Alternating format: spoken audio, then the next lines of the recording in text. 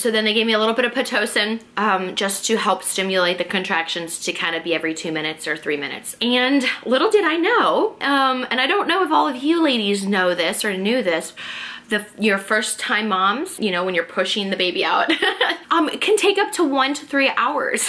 When they told me that, my nurse, she was like, well, now the hard part starts, and I'm thinking, wasn't the hard part the contractions? Little did I know, and I don't recall learning this in nursing, but an hour to 3 hours of active pushing for first time moms. My jaw did drop, and I'm thinking, are you serious? Because for some reason, and I don't know if it's just people who I've spoken with, you know, they just say, oh, the baby just came out after 15 minutes, or I didn't even feel like I was pushing during the pushing part. And I'm thinking, how, really? Like, that's what I was, maybe I have awesome friends or like badass women in my life where everyone ends up like, their kids come out in 15 minutes. They only have to push for 15 minutes. But that's what I was under the assumption that it was gonna be a lot quicker. So no, that was not it. And that's the reason why I was like, well, shit, I should have probably slept a little bit while the epidural was on, kicking, and that middle of the night kind of stuff. So anyways, so I kind of tried to get a second wind. We were fully dilated and we were ready to start pushing at 11:25. So they put my legs up in the stirrups. At this point, I couldn't feel either of my legs. Hi.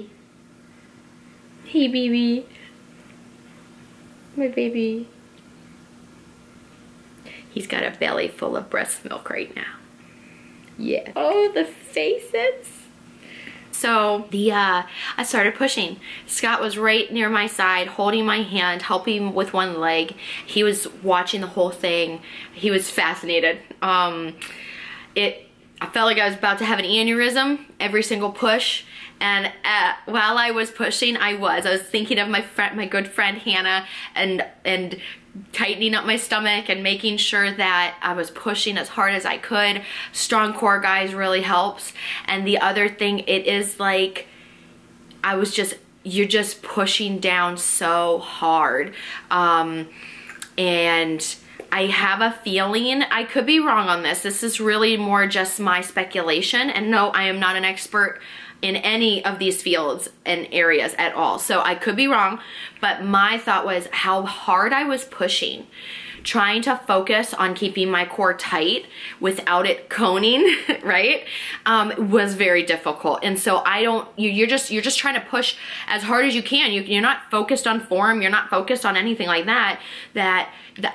I'm speculating that that's how the diastasis recti kind of somewhat forms. I mean, maybe it's, you know, prior to pushing and after pushing, but just based on, you know, not being able to focus on your form and your breathing while you're pushing so hard, I have a feeling you almost might be, you know, not ruining things down like in your core area, but you're not taking as much caution on it. Obviously, you want to push as hard as you can. So 11:25. My OB, who was not working on Monday, was running errands, and she wanted to deliver our baby boy, which really made, I love her. I love my OB-GYN, and she's so sweet. And I will tell you guys, Scott and my nurse were amazing. But then when my OB came in, she was just like this second wind. She was just like the best cheerleader, okay? She was telling me like, think of this as your biggest crunch, Sam, like your biggest sit up, like tighten up that core, push out. Like it was very, very motivating. And so she really did give me a second wind. And for him, again, he had a minute dropping and then trying to get his head underneath my pelvic bone, I think was also causing it to go a little further. So that's why he didn't come out super quickly once I started pushing. He was just a little bit higher up there, and then trying to get his head under that pelvic bone was a little bit of a challenge. Still pushing. My OB-GYN was really motivating to me. So was Scott. I couldn't have done any of this without him. And I loved how fascinated he was with all of it, and how proud of me he is, and vice versa. The last 8 days has been incredible, and it's really brought us closer. But I'm pretty sure it's gonna keep us nice and close. But anyway, we were already close, never mind.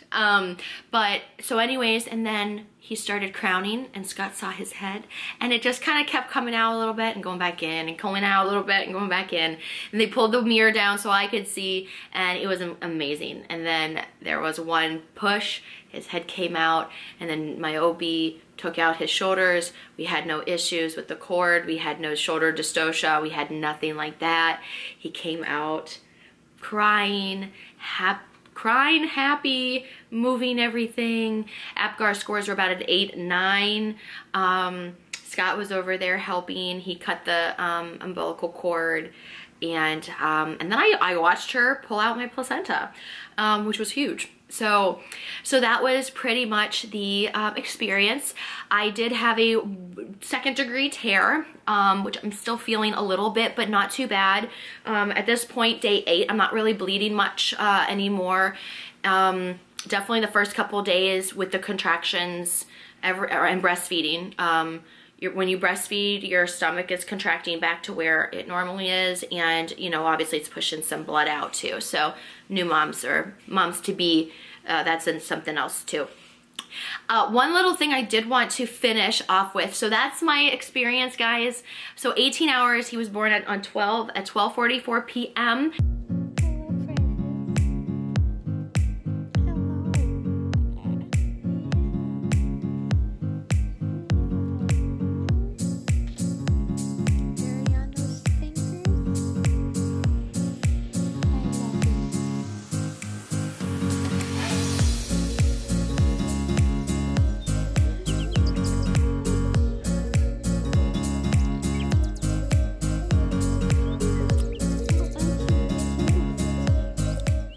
I pushed from 11:25 to 12:44, and this beautiful boy came out.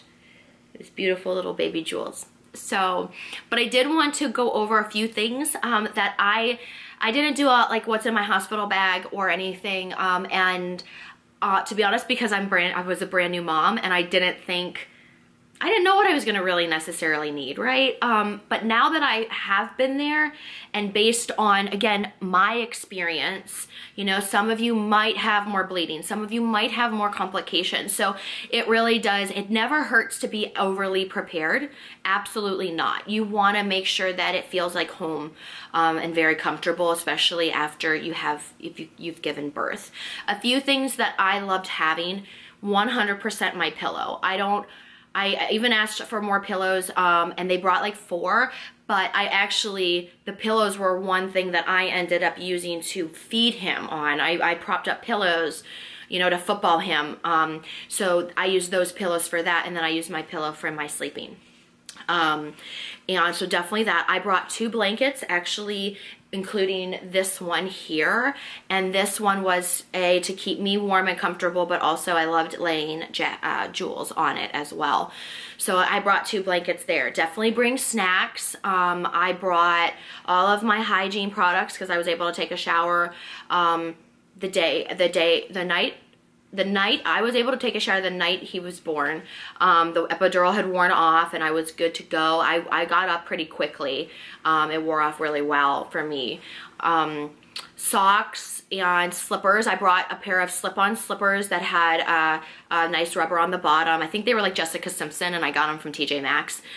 And definitely loose fitting. I brought my Brandy Lounge pants, and that's what I was wearing. You can also wear like oversized PJ pants.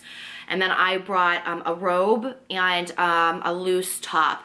I ended up just pulling off my tops to breastfeed him. I have no modesty anymore. I mean, my boob, I'm halfway naked half the time now while I'm over here. This is the most clothed I've been for a while. No, just kidding. But anyways, a couple other things. Definitely a long phone charger. I brought 4 phone chargers because I was watching things on my iPad all the time, so definitely needed a phone charger for that, and then my phone, and then for Scott's phone, and I think that was it. my hospital provided all baby diapers, they provided wipes, they provided some breastfeeding supplies. I actually started pumping a lot with their hospital pump at the hospital because I wanted to really pull my colostrum out. And I also wanted to have some reserve in the middle of the night in case, because he didn't latch very good the first couple of days, and so I was getting a little bit overwhelmed, and so having that reserve from the pumping really helped, and I think it also helped bring my milk in about day 4, so that really helps. So I do recommend doing that maybe for you guys. And what else? Definitely an outfit for him. If you guys do like a Fresh 48 photography session in there, make sure you have a couple cute outfits for him, and you too. Make sure you guys look cute, because then you guys want to have a couple pictures with mommy and daddy and baby. That's about it. My hospital provided the pads, a lot of pads, and like white short underwear, I guess. I forget what those are called now. They're very comfortable. And I brought my Patula bag, my big reusable Patula bag, and I stocked up on all of that stuff, all of it. So I just kept having them bring more in, and I kept taking all the pads, and I kept the white underwear, and some of the chucks, and what else did I grab? Baby diapers, because they had really nice newborn baby diapers that actually he fits in well right now.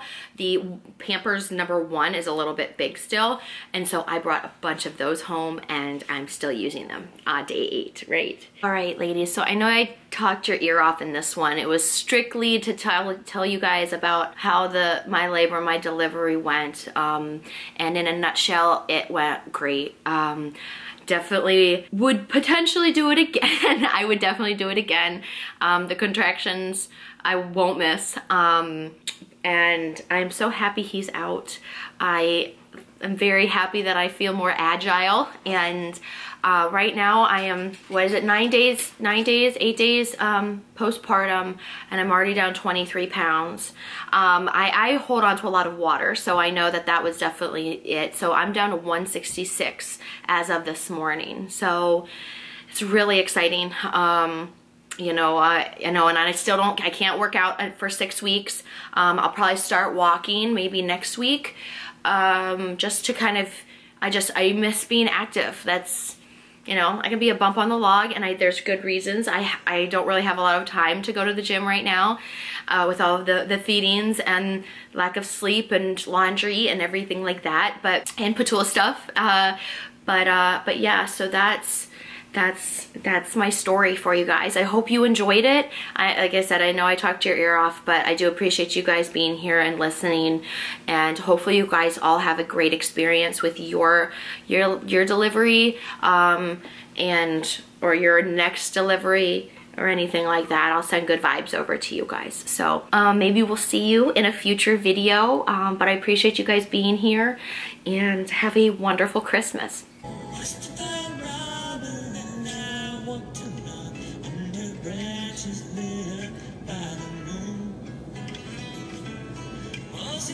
Questions to our neon as our days disappear on too soon.